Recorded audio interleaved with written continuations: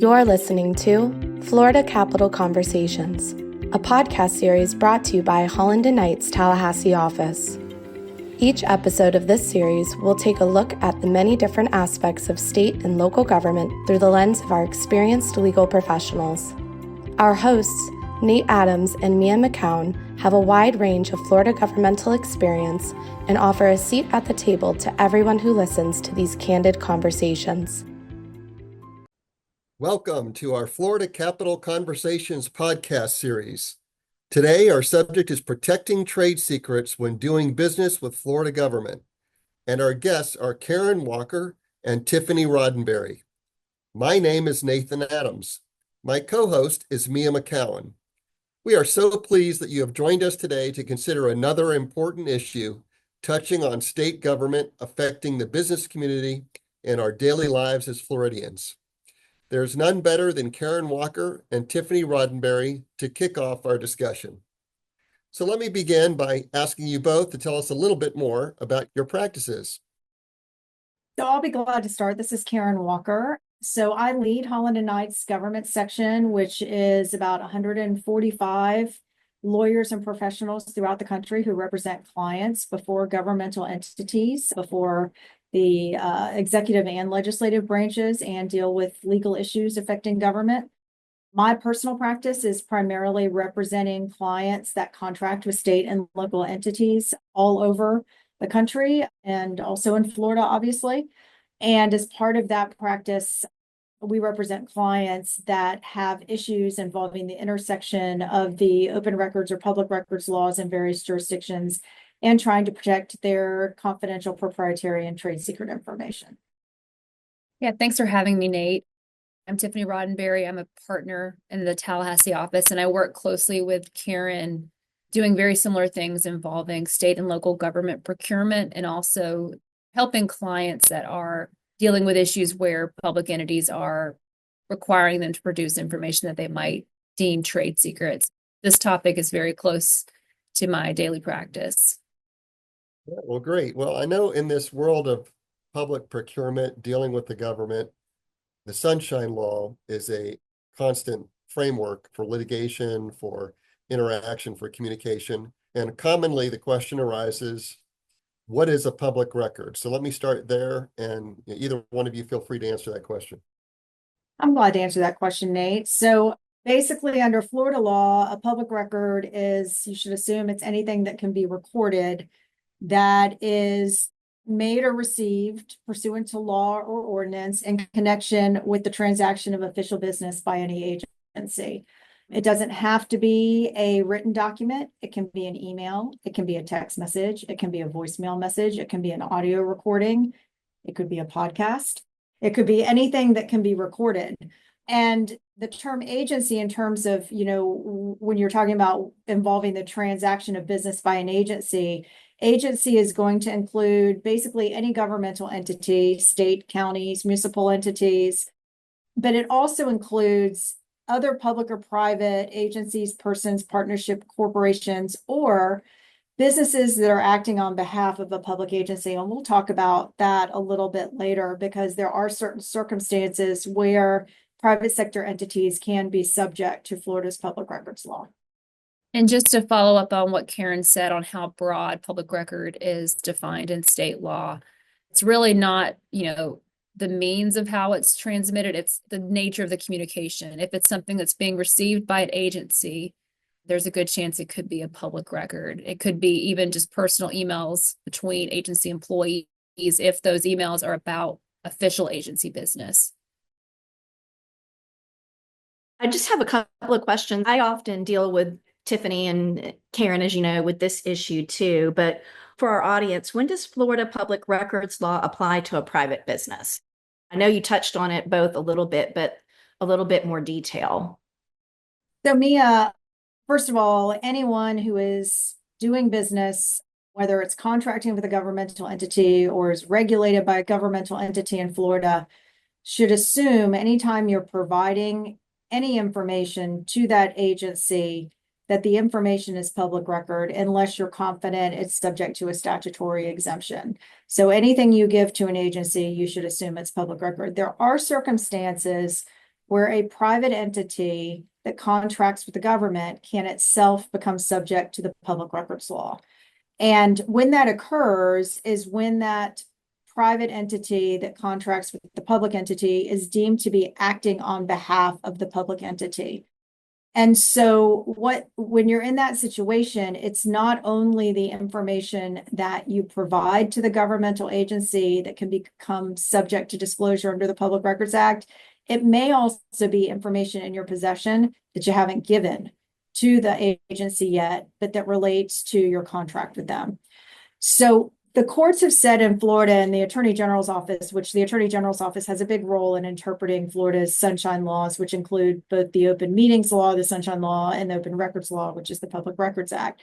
And what the courts and the AG's office have said, a private entity can subject to the Public Records Act under one of two circumstances. One, if you're deemed to be performing what would otherwise be a governmental function. So if the government has a duty to provide some type of service to its constituents, its residents, and you perform that via contract, chances are you're going to be subject to the public records. So, for example, Karen, a lot of things in our government have become privatized, such as prisons and things of that nature. That doesn't mean just because the government has contracted that out to a private company and they're providing the prison services, that doesn't make those records they're still public records. Is that right? Yes, that's correct. Whether they're in the possession of the private sector entity or they've actually provided that to the governmental entity with which they contract. And then there's also more of a gray area. The Florida Supreme Court years ago articulated a test, which is called the totality of factors test, to determine certain situations where you may have a private sector contractor that is not actually performing a governmental function, but there are so many connections between the government and the private sector contractor that private sector contractor could become subject to the public records law. Things like, are they performing their services on public property? Do they have access to public funds to do it besides just being paid under the contract? What resources are they using? What services are they providing? It looks at a variety of factors to determine if, even though you're a private sector entity, you're operating more like the public sector would, even though you may not be performing a service that the government would have some type of legal obligation to provide. Because of the work that we do all over the country, Florida's public records law is really very broad and even, I think, sometimes more intense or tougher than other states. So when your company is dealing with a governmental body and they do have highly sensitive or trade secret information, are there things that the company can do or steps that they can take to protect their information? Yes, if a private entity has to submit information that it deems confidential or commercially sensitive, there are definite steps that they should take. If you're submitting information to a governmental entity, the first step is going to be finding a pertinent exemption. If it's truly trade secret information, in Florida, there are 2 statutory exemptions from the public records law for trade secrets. However, there may be more. There are lots of little exemptions that have been added over the years. There might be one that's specific to the context or the record at issue. So you're going to have to find exemptions. And typically, depending on the circumstance, there might be a procedure in place where the agency or entity is saying, if you're going to assert that this is trade secret, you have to take these steps. You might have to submit 2 versions of the document, one that redacts the trade secret information and one that doesn't. So if there are instructions like that, find those. But even if there's nothing, if there's no guidance provided, you're always going to want to mark what you deem trade secret at the time you submit it. Because if you don't do that, there is a risk that the agency or a court later could say, because you provide this information without asserting that exemption and asserting it's trade secret, you've waived application of the exemption. If you want to talk about specific exemptions, so there are 2 trade secret exemptions in Florida law. The first is Section 815.045 Florida statute, which technically appears in a statutory chapter on computer-related crimes, but it's been interpreted for probably 2 decades now as providing a public records exemption for information that meets the definition of trade secret that's incorporated into that statute. The other trade secret exemption was more recently adopted by the Florida legislature, and it's in Chapter 119 Florida statutes, which is the Public Records Act, and that is Section 119.0715. So if you have information you think is a trade secret, you're going to be looking at those two exemptions and potentially raising both to argue that the record that you're producing or a portion of that record that you're producing to the governmental entity should be protected from disclosure if it's later sought through a public records request. So I think oftentimes when we think about a secret, we think of that Coke formula, or we think about some, highly protected confidential information. Is that really the only kinds of information that are going to fall within the definition of a trade secret, or can it be viewed a little bit more broadly? No, it can be broader. I mean, certainly anything like the formula for Coke or something that is scientific, very technical, that your competitors don't know about, that is secret, that if your competitors found out would cause you harm, those things are clearly trade secret. But there are cases in Florida and elsewhere that find things like client or customer lists can be trade secret. Again, I mean, it's whether they meet the statutory definition of trade secret. And key to that is whether that information is actually secret. The definition talks about a compilation of data. So you see that used a lot, where if you have information that one piece of information standing alone that may not be helpful to your competitor, but when you look at it as a compilation of data, for example, a list of all your clients, that could be helpful to a competitor, that can be trade secret. Any information that talks about your market share or market data that is useful to you and would be useful to your competitor can be trade secret. Certain types of financial information that's not publicly available. And again, one of the more critical aspects of the definition is whether the information is actually secret. So if you have shared it with others outside of a non-disclosure agreement or confidentiality agreement, if you've published it on your website, it's not going to be trade secret. It actually has to be secret. Karen, I mean, those are a couple of examples. Are there some other examples that you might think are trade secret that might surprise some of the people listening that the courts have found, or that are not trade secret, such as maybe staffing or different things like that? Are there? I mean, Tiffany and I know, we have clients all the time trying to claim that their staffing information they may put in a proposal is trade secret. I mean, that's harder to protect in a lot of cases because who your employees are is not necessarily secret. Again, sometimes we have situations where we have a private sector client that is submitting a proposal in response to an RFP from a governmental entity that wants to try to claim their customer list is confidential and trade secret, even though the customers are other public entities. But some cases have found that that type of compilation, having all that in one place, is helpful. So that could be trade secret. We also get the question a lot, is the pricing under my government contract? Can I keep that secret? Generally, the courts have found the ultimate price paid by the governmental entity is not trade secret. I mean, the whole purpose between the public records law is the public's right to know about what the government is doing. And most of the courts that look at that find that the public has a right to know about how much the government is paying for products or services. But sometimes you'll see cases and situations where there may be aspects of component pricing or how the price is broken down that you can protect under the trade secret exemptions. So what happens if a company submits something that they think is a trade secret, but the government disagrees that it in fact constitutes one? So unless there's a specific procedure in place, in our experience, what we try to do to avoid this situation is to negotiate something up front. If there's not a specific procedure in place as to what happens, we try to negotiate something in contract. So the government entity will even notify you that a request has been made for the information, or, maybe we can, even if the governmental entity disagrees at this point, maybe we can agree we're not going to go down the road of whether this satisfies the definition until a public records request is made. But if the governmental entity is truly pushing back and saying, we deem this a public record, really the only thing you can do at that point is, unless you can get the governmental entity to back down, is to potentially file a declaratory judgment action or something like that to get a court to weigh in on whether it's trade secret and to get potentially an injunction to stop the governmental entity from releasing the information you deem trade secret.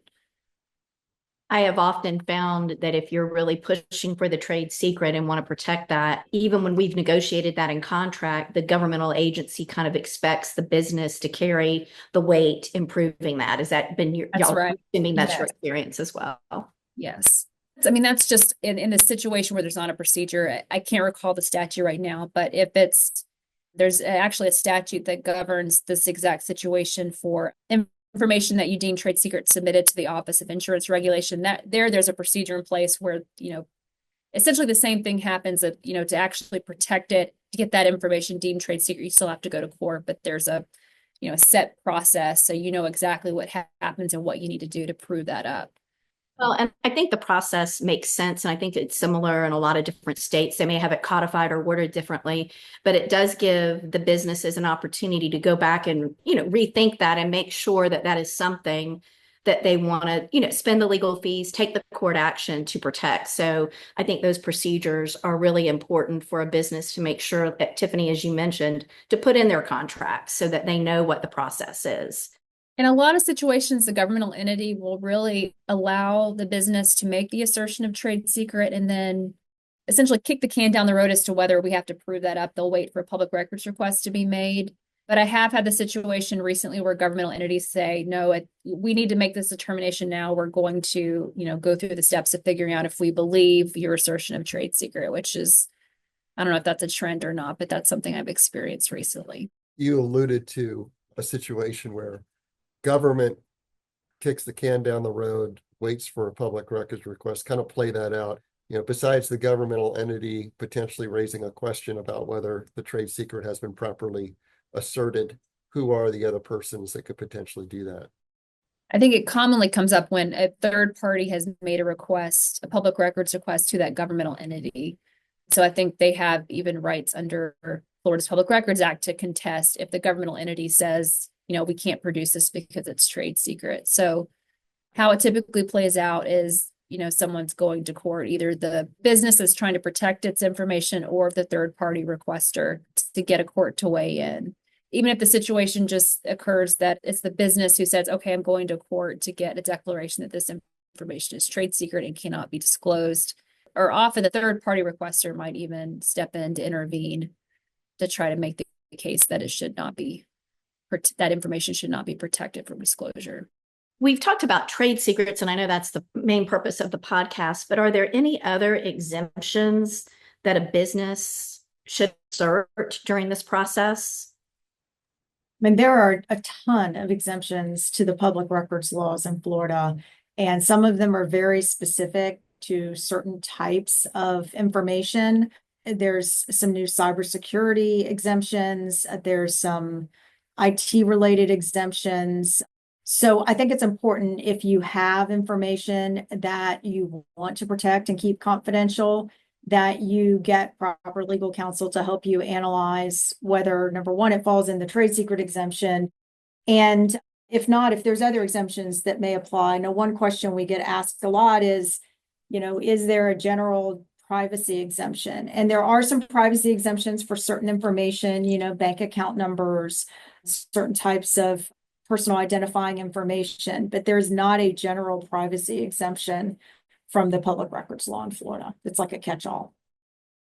I know you all practice not only in Florida, but in other states. I've heard it said many times that Florida's sunshine laws are among the most liberal, the most encompassing. But I'm curious, in your practice in other states, comparatively speaking, are the procedures similar for protecting trade secrets from disclosure, or how would you characterize that?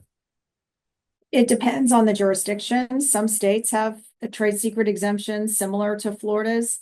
Some states don't have any exemption at all. And so it's just going to depend on the open records law of that particular state.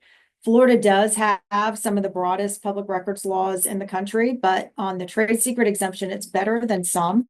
For example, in California, they have a trade secret exemption, but it's at the option of the agency whether to actually withhold information on that exemption. So simply because your information meets the statutory definition of trade secret doesn't mean there's a legal obligation for the agency to withhold it. So that one's broader than Florida's actually. So it just depends. Again, it's important if you've got information you want to protect, that you got somebody to help you analyze what the applicable laws are, what exemptions might apply, and then how you go about taking the proper steps to try to protect the information as best possible.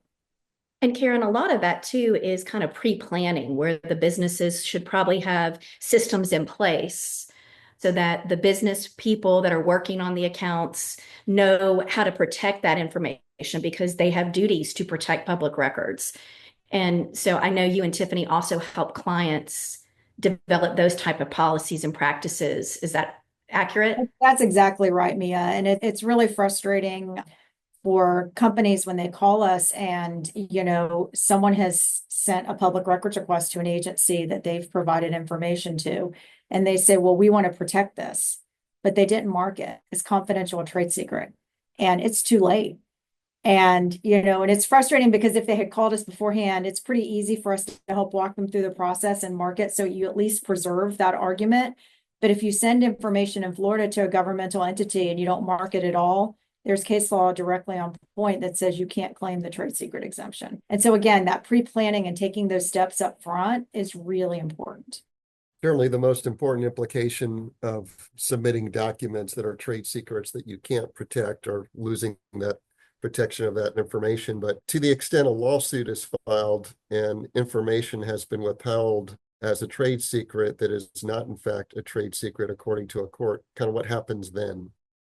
There's a statutory provision that allows the recovery of attorney's fees. So if a court looked at an argument that someone was withholding records on the basis of trade secret and looks at it and say, we disagree, it's not trade secret, the court would order the information disclosed, and then they could award attorney's fees. And, oftentimes you get agencies that will require the private sector entity that's claiming the trade secret protection to indemnify them. So you can get hit if you're wrong with the attorney's fees for the requester that was seeking the information, as well as having to cover any attorney's fees and cost of the agency in defending the action. All right. Well, thanks so much to Karen Walker and Tiffany Roddenberry for informative and interesting comments about protecting trade secrets when doing business with Florida government. And thanks to my co-host, Mia McKown.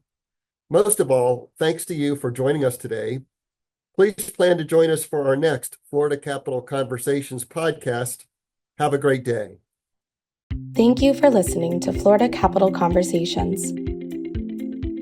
For more information on our Tallahassee office, please visit hklaw.com/Tallahassee.